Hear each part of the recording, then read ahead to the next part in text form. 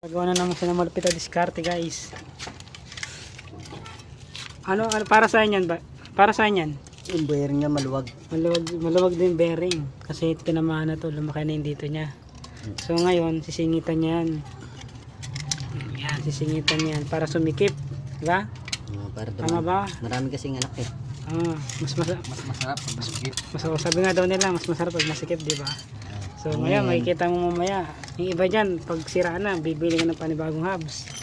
So ito, dahil nga genius to, gagawin yung diskarte. Then yung mekaniko, yung nagpapayos, nagtitipid din.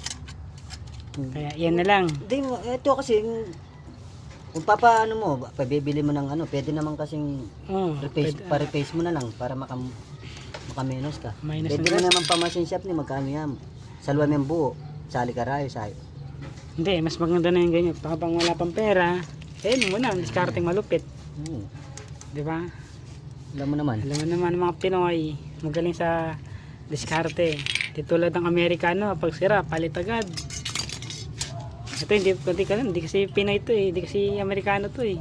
Ano, loko. Kaya Black Mamba? Kaya magaling sa diskarte eh, kaya mga Pinoy. So yan, Hindi nga ako Pinoy, Black Mamba naman. So, kung nakikita nyo ngayon, may pinapasok niya na yung pampasikip.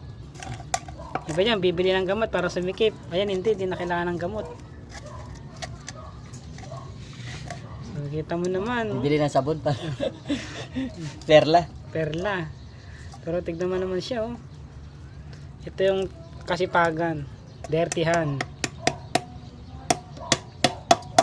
Ano naman, oh.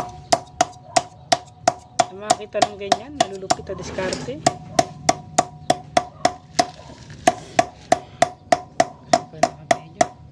Ayun, pinokot ko dyan, pinasok ko dyan, no? Kahit masikip. Pero kayo mag-alala, guys, kahit pinapukpok na malakas yan, safety yan. Hindi mababasag yan. Nakabangkilas yan. Subscribe nyo pala tong Renz Vlog Moto sa YouTube.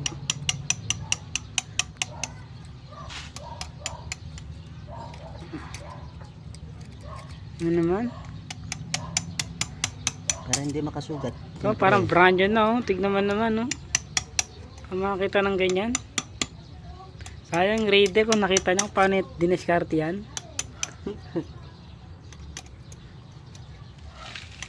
Yung isa din, oh. Tignan mo yung isa din. Busy din. Raider din yung ginagawa niyan. Tulong-tulong na lang.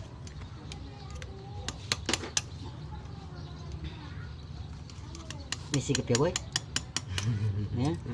Lalang galaw yan. Para ka nang bumuhay ng bago niyan. Kasi kakaya mo kasi masira yung kain mo. Kasakanin mo. Agad na masira yung bearing eh. Kaya ito yung gagaloy niya. May kain dalan. Sino naman, no? Bagong bago. Saan ka pa?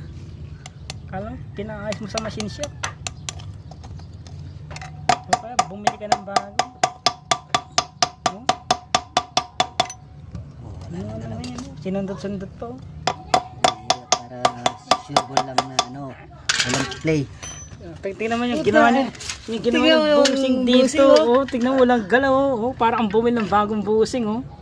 Ginamit lang dyan, hos. Ito lang ginamit dyan. Oh. Ito lang yung ginamit dyan, tol. Tsaka to. Saan makakita ng ganyan na pwede palang gamitin yan? Ay. Ano? Gumamit lang ng hostess na. Hostess lang yan, saan ka pa? Tapos ito naman, isa. Busy din sa mekaniko, sarili din. Tapos na kami dito. Makita na namin yung resulta na aming gawa. Kung gusto nyo magpaayos dito, punta lang kayo dito sa Biglang Sibol, Balaba, Phase 2, Daumo, Balacat, Pampanga. Ang dami ah. Oo, kailangan complete address para alam nila. Balacat, Pampanga. Oo. Balacat, Pampanga ah. Anong street to? Ampalaya? Ano to? Malunggay. Malunggay Street. Magtanong-tanong lang kayo dito na Renz Flores, kaya Chris Flores, nandito yung location niya. Sikat siya dito. Marami nagpapaayos sa kanya rito. Okay na. Tama ba ito? Ba't sa kabila ito, diba? Yan, okay na. I'll be right back.